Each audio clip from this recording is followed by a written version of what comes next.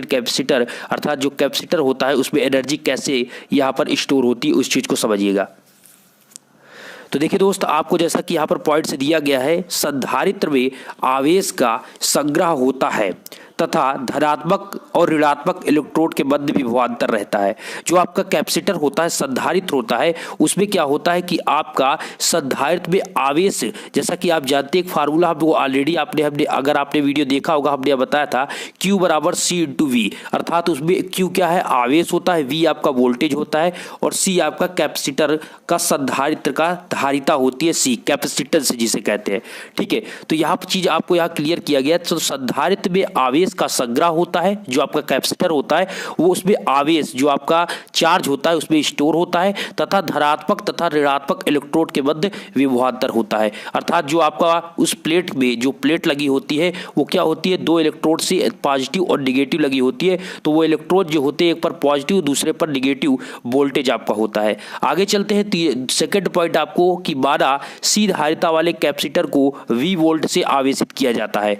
अब यहाँ पर आपके एनर्जी स्टोर्ड जो कैपेसिटर होता है उसके फार्मूले को यहाँ पर निकाल के आपको बताएंगे कैसे और क्या फार्मूला होता है, जो कि आपके लिए पेपर के मद्देनजर बहुत ही इंपॉर्टेंट है और वैसे भी आपको यहाँ पर जानना बेहद जरूरी है। अगर आप इलेक्ट्रिकल के स्टूडेंट हैं खास तो आपको बहुत ही जानना जरूरी है। देखिए, आपको अगर हम माने तो आपका माना सी धारिता वाले कैपेसिटर को V वोल्ट से आवेशित किया जाता है। कितने वोल्ट से? V वोल्ट से। ठीक है, एक कैपेसिटर है जिसकी धारिता C है, ठीक है, उसकी कैपेसिटेंस C है और V वोल्ट से आवेशित चार्ज किया जाता है। तो अगर आवेशन के किसी स्थिति में संधारित्र के प्लेटों पर विभवांतर तथा आवेश क्रमशः स्मॉल v आपका क्या है, यहां पर आपको दिया है स्मॉल v आपका क्या है, उस संधारित्र के प्लेटों के बीच विभवांतर है तथा q आपका क्या है, कूलाम्ब आवेश है। ओके, तो इस कंडीशन में आपका क्या होगा, धारिता का हमने अभी जो फार्मूला आपको बताया, संधारित्र की धारिता C = Q/V क्या होता है, धारिता जो संधारित्र की धारिता होती है वो C = क्या होती है, Q/V होता है। ये आपका फार्मूला होता है। अगर इसी को आप लिख सकते हैं क्या, Q = CV, क्या लिख सकते हैं दोस्तों, सिंपली आप लिख सकते हैं Q = CV। क्यों, ये Q लिखेंगे, V से इधर मल्टीप्लाई कर देंगे तो वही आपका आ जाएगा आवेश इक्वल टू कितना आ जाएगा, आवेश इक्वल टू आपका यहाँ पर C × V आ जाएगा। आगे यहाँ पर पॉइंट्स आपको और क्लियर करने होंगे। देखिए, आगे आपको ये दिया गया है कि यदि dq कूलाम्ब आवेश, यदि dq कूलाम्ब आवेश स्थानांतरित किया जाए तो किया गया कार्य, अर्थात अब आपको देखिए एनर्जी जो होता है आपका कार्य पर ही आधारित होता है, तो इसमें कैसे यहाँ पर किया जाएगा इस चीज को समझना जरूरी है आपके लिए। देखिए, आपको कहा गया कि dq कूलाम्ब आवेश स्थानांतरित किया गया हो तो आप बताइए, यहाँ dq कूलाम्ब कार्य किया गया हो तो आप बताइए dw = v × dq, अर्थात आपको पता है दोस्त कार्य बराबर क्या होता है, विभवांतर इंटू क्या होता है, आवेश। अर्थात आपने पढ़ा होगा V = W/Q, तो W = क्या लिख सकते हैं, V × Q। तो सिंपली आपको कहा गया कि dq कूलाम्ब आवेश स्थानांतरित किया गया तो किया गया कार्य आप क्या होगा, dW = dW अर्थात ये डिफरेंशिएशन का दोस्त है, dW = V × dq। और आपको पता है एक फार्मूला V = क्या, CV, Q = क्या, CV आवेश है, C आपका धारिता, V आपका वोल्टेज, तो Q = क्या, CV। अब इसी की जगह पर आपको क्या करना है, आप इसको एक बार डिफरेंशिएट कर देंगे तो आपका हो जाएगा, इसका क्या हो जाएगा, इसको लिख सकते हैं dq = C × V। जो धारिता होती है दोस्तों वो तो आपकी चेंज नहीं होती है, ठीक है, जो आपका चेंज है जिसमें परिवर्तन होगा उसी भी आप d का यहाँ पर यूज करेंगे। तो सिंपली आप क्या होगा, आवेश भी आपका चेंज होगा और आपका वोल्टेज भी चेंज होता है। कैपेसिटेंस की जो धारिता है वो फिक्स है, तो आपका क्या होगा, यहाँ पर आप धारिता जो निकाल रहे हैं यहाँ पर dq = C × dV हो जाएगा। आगे दोस्त क्या होगा कि आप जो ये dV की वैल्यू है, इस dV की वैल्यू को इस पहले जो इक्वेशन नंबर 1 आपने माना है, इक्वेशन नंबर 1 में पुटअप कर देंगे। तो dq का मान समीकरण 1 में रखने पर, समीकरण 1 आपका ये है, इस dq के मान को वहां पर पुटअप करते हैं। जैसे ही आप यहाँ पर रखेंगे तो आपका क्या आ जाएगा, dw = CV × dV। कैसे दोस्त, यहाँ पर dq का मान कितना है, C × dV, तो यहाँ पर dq की जगह पर आप C × dV रखेंगे, किसकी जगह पर, dq की जगह पर। तो dq की जगह पर रखेंगे तो CV × dV हो जाएगा, क्या, dw = CV × dV। अब आपका बचेगा क्या दोस्तों, अब V विभवांतर देने के लिए किया गया कार्य। अब आपको यहाँ पर कार्य से रिलेटेड एक फार्मूला आपका होता है, तो कार्य बराबर आपका क्या होगा, यहाँ पर कार्य बराबर क्या होगा, V टू डी, अर्थात आपका जो कार्य होगा अगर आप यहां 0 से V के रिस्पेक्ट में क्या करेंगे, इसका समाकलन करेंगे, ठीक है। V विभवांतर देने के लिए किया गया जो कार्य होगा आपका W इक्वल टू 0 से V वोल्टेज तक आप चेकआउट करेंगे। ये कैपिटल V है और ये आपका जो दिया है वो स्मॉल V है, ओके। तो आपको क्या करना है, 0 से V वोल्टेज तक आपको चेकआउट करना है, इसी का करना है क्या, समाकलन। तो आप 0 से V लिमिट, लोअर लिमिट 0 है, अपर लिमिट कैपिटल V है। अब आप इसका करेंगे तो C आपका क्या है, ये आपका कांस्टेंट, अर्थात ये परिवर्तन तो हो रहा नहीं रहा दोस्त, आपका C को बाहर कर देना है। V का जब आप इंटीग्रेशन करेंगे तो V के रिस्पेक्ट में, चूंकि dV है तो V के रिस्पेक्ट में होगा, तो आपका हो जाएगा V स्क्वायर बाई 2 और लिमिट आपका क्या होगा, 0 से कैपिटल V। तो आप सिंपली यहां पर अब आपका हो जाएगा C और V की जगह पर आप कैपिटल V रख देंगे तो आपका हो जाएगा CV स्क्वायर बाई 2। तो W इक्वल टू क्या आ गया, हाफ CV स्क्वायर जूल। और आपको पता है दोस्तों, जो कार्य होता है वही आपकी एनर्जी होती है, जो कार्य होता है वही आपकी एनर्जी होती है। तो W equal to half CV square जो जूल आया है, इसको आप और चेंज कर सकते हैं, C equal to Q upon V रख सकते हैं, चूंकि हमने बताया Q इक्वल टू क्या होता है, CV होता है। तो उसी की जो वैल्यू हम यहाँ पर C की जगह पर Q अपान जब V रख देंगे तो एक V और एक V आपका कैंसिल होगा, तो यहाँ बचेगा हाफ Q इंटू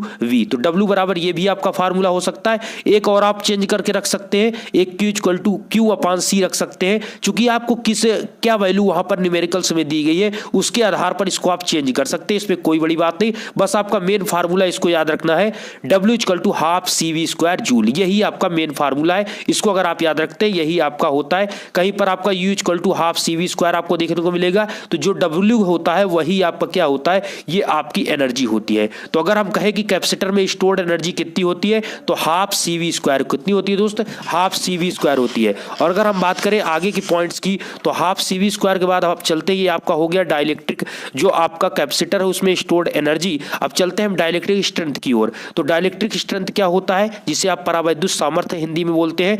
तो कहते हैं दोस्त कि किसी पदार्थ का वह गुण जो परावैद्युत भंजकता अर्थात डाइलेक्ट्रिक ब्रेकडाउन का विरोध करता है, किसका दोस्त, डाइलेक्ट्रिक ब्रेकडाउन का विरोध करता है, उसे आप डाइलेक्ट्रिक स्ट्रेंथ कहते हैं।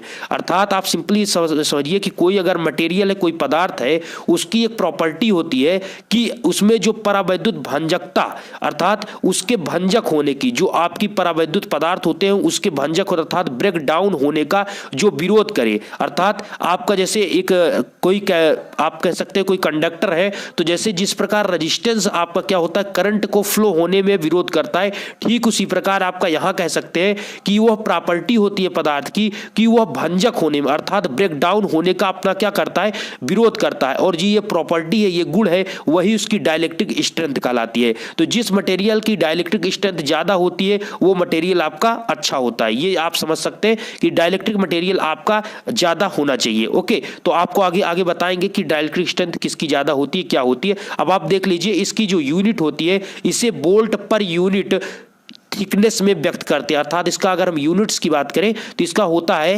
Volts per unit thickness, okay, इसको व्यक्त किया जाता है। आगे दोस्त आप समझिएगा, वायु की परावैद्युत सामर्थ्य होती है 3000 वोल्ट प्रति मिलीमीटर होती है। कितना, मतलब 1 मिलीमीटर में 3000 वोल्ट यहां पर अगर आप अप्लाई करते हैं तो उसको सामर्थ्य, उसको क्षमता करने की यहां पर होती है, किसमें, आपके वायु की जो होती है परावैद्युत सामर्थ्य वो आपकी 3000 वोल्ट प्रति मिलीमीटर होती है। आगे हम अगर बात करें दोस्त, तो अगर हम बात करें कुछ इंपॉर्टेंट की, तो सबसे अधिक जो यहां पर अभी रखी गई है वो सबसे अधिक डाइलेक्ट्रिक स्ट्रेंथ है आपकी परावैद्युत सामर्थ्य होती है वार्निश कैम्ब्रिक। ये एक पदार्थ है, ये आपका एक परावैद्युत पदार्थ होता है वार्निश, जिसे आप समझते हैं, वार्निश कैम्ब्रिक की सबसे अधिक होती है। उसके बाद आपका रबड़ आता है और उसके बाद वायु। तो आप समझ सकते हैं वायु का जब 3000 वोल्ट प्रति मिलीमीटर है तो इससे क्या है, इससे आपका ये दुगना या आपका 1.5 गुना आपका होगा रबड़ और उससे डबल आपका वार्निश कैम्ब्रिक होगा, ओके। तो सबसे ज्यादा डाइलेक्ट्रिक स्ट्रेंथ आपकी वार्निश कैम्ब्रिक की है, फिर रबड़ की है, उसके बाद एयर की है। और एयर की आपको हमने बताया कि 3000 वोल्ट प्रति मिलीमीटर आपकी होती है परावैद्युत सामर्थ्य। आगे चलते हैं, तो वार्निश कैम्ब्रिक की जो डाइलेक्ट्रिक सामर्थ्य होती है रबड़ से 2 गुनी होती है। अब आपको यहां पर क्लियर भी कर दिया गया, जो वार्निश कैम्ब्रिक की डाइलेक्ट्रिक सामर्थ्य होती है, स्ट्रेंथ होती है, वो आपकी क्या होती है, दुगनी होती है, ओके।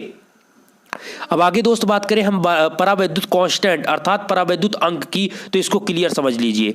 ये क्या होता है कि जब ई विभवांतर प्लेटों पर दिया जाता है, अर्थात जब आप अप्लाइड करते हैं, वोल्टेज अप्लाई करते हैं, तो जब ई विभवांतर प्लेटों पर दिया जाता है तो प्लस Q1 पॉजिटिव चार्ज ऊपरी प्लेट पर तथा माइनस Q1 निगेटिव चार्ज निचली प्लेट पर आ जाता है। अर्थात जैसे ही आप उस जो कैपेसिटर है उस पर वोल्टेज अप्लाई करते हैं तो एक समय पॉजिटिव आ जाता है, एक साइड में आपका निगेटिव आ जाता है, एक प्लेट पर पॉजिटिव एक दूसरे पर निगेटिव। इस प्रकार जब आ जाता है तो क्या होता है कि ये आपका यहां पर जैसे ही अप्लाई करते हैं ये चीज आ जाता है। सेकंड पॉइंट से है कि यदि कांच या कठोर रबड़ या कोई अन्य अच्छा परावैद्युत पदार्थ इन प्लेटों के बीच रख दिया जाए ताकि इनके बीच का स्थान पूर्ण रूप से भर जाए। हमें ये चीज आपसे कह रहे हैं, जितना अच्छा परावैद्युत पदार्थ होगा अर्थात जिसकी ज्यादा डाइलेक्ट्रिक स्ट्रेंथ अच्छी होगी उसकी उस कैपेसिटर की धारिता भी आपकी बेटर होगी, अच्छी होगी। तो वही यहां पर कहा गया, यदि कांच या कठोर या रबड़ या कोई अन्य अच्छा परावैद्युत रख दिया जाए ताकि उसके बीच का स्थान पूर्ण रूप से भर जाए। ऐसी स्थिति में क्या होगा कि चार्ज प्लस Q1 तथा माइनस Q1 बढ़कर आपका प्लस Q2 माइनस Q2 हो जाएंगे, लेकिन ई विभवांतर की वैल्यू वही रहेगी। अर्थात आपके जो विभवांतर आप अप्लाई कर रहे हैं, जो आपके बैटरी का या सेल का जो आपका ईएमएफ है, ई है, वो उस विभवांतर के बराबर रहेगा, अर्थात आपका घटेगा नहीं। उसके अप्लाइड जो आप कर रहे हैं उसी के ई के इक्वल होगा। ये किस पे डिपेंड कर रहा है? ये आपके डाइलेक्ट्रिक स्ट्रेंथ वाले मटेरियल पे डिपेंड कर रहा है जो आप कांच और कठोर रबड़ का यूज कर रहे हैं। इसलिए यहां पर क्या होगा, ई के मान में कोई वही रहेगा, कमी कोई नहीं होगी। आगे दोस्त ये है कि आवेश में यह वृद्धि कांच या रबड़ अर्थात परावैद्युत पदार्थ के कारण हुई है। जैसा कि हमने अभी जस्ट आपको बताया, जो आवेश में यह वृद्धि होगी ये कांच या रबड़ आप जो परावैद्युत पदार्थ यूज कर रहे हैं उसके कारण हुई है, तथा इन दोनों चार्ज प्लस Q जो दो चार्ज है दोस्त Q2 तथा Q1 का अनुपात जो होगा वो परावैद्युत अंक अर्थात डाइलेक्ट्रिक कांस्टेंट कहलाएगा। अब आपको कंफर्म होना चाहिए कि डाइलेक्ट्रिक कांस्टेंट क्या होता है। तो डाइलेक्ट्रिक कांस्टेंट आप कह सकते हैं जो आपका पहला चार्ज क्या था दोस्त, पहले चार्ज आपका प्लस Q1 था और माइनस Q2 था। अब ये चार्ज क्या होगा, प्लस Q1 से प्लस Q2 हो गया, या ये चार्ज माइनस Q1 से बढ़कर माइनस Q2 हो गया। तो दोनों चार्ज क्या हुए, बढ़े हैं। तो ये बढ़े हुए चार्ज का ही अनुपात आपको देखना है। तो आप लिख सकते हैं जो बढ़ा चार्ज आपका है अर्थात आपका दोनों चार्ज Q2 अपान Q1 का जो अनुपात होगा Q2 अपान Q1, ठीक है, पॉजिटिव हो या निगेटिव हो, यहां बात कर रहे हैं आवेश की। पहले आवेश का आपका क्या था, पहले आवेश आपका Q1 था, पहले आवेश आपका क्या था, Q1 था, बाद में Q2 हो गया, तो आवेश क्या हो गया, बढ़ गया। तो Q2 अपान Q1 जो होगा वही आपकी डाइलेक्ट्रिक कांस्टेंट कहलाएगा, और इसे ER से, इसे एप्सिलॉन R से डिनोट करते हैं। डाइलेक्ट्रिक कांस्टेंट को एप्सिलॉन R से डिनोट करते हैं। अगर इसके फार्मूले की बात करें तो परावैद्युत अंक जो होता है, परावैद्युत कांस्टेंट, पदार्थ के परावैद्युत के साथ धारिता बटे वायु परावैद्युत के साथ उसी सद्धारित की धारिता। एक फार्मूला और आपका बनता है डाइलेक्ट्रिक कांस्टेंट का कि आप जिस मटेरियल का यूज कर रहे हैं, जैसे यहां पर क्या हुआ, यहां पर आपका जो हुआ कांच का यूज किया गया, यहां पर जैसा आपने देखा यहां पर कांच या रबड़ का यूज किया गया, तो इसकी धारिता जैसे समझिए पदार्थ मतलब कांच या जिस पदार्थ का यूज कर रहे हैं तो पदार्थ परावैद्युत के साथ धारिता बटे वायु परावैद्युत के साथ जो उसी सद्धारित की धारिता है उसका अनुपात आपका क्या कहलाता है, परावैद्युत अंक। तो पदार्थ परावैद्युत के साथ धारिता जिस पदार्थ का आप यूज कर रहे हैं अपान में करेंगे वायु परावैद्युत के साथ जो आपकी धारिता होती है सद्धारित की, उसका अनुपात जो होगा वही डाइलेक्ट्रिक कांस्टेंट कहलाएगा। अगर नोट की बात करें दोस्त तो डाइलेक्ट्रिक स्ट्रेंथ का मात्रक होता है वोल्ट प्रति मिलीमीटर या वोल्ट प्रति मिल होता है। क्या होता है, वोल्ट प्रति मिलीमीटर होता है डाइलेक्ट्रिक स्ट्रेंथ का। ये आपके एंट्रेंस, ये आपके हाई लेवल जो एग्जामिनेशन होते हैं, ठीक है, जेई लेवल्स के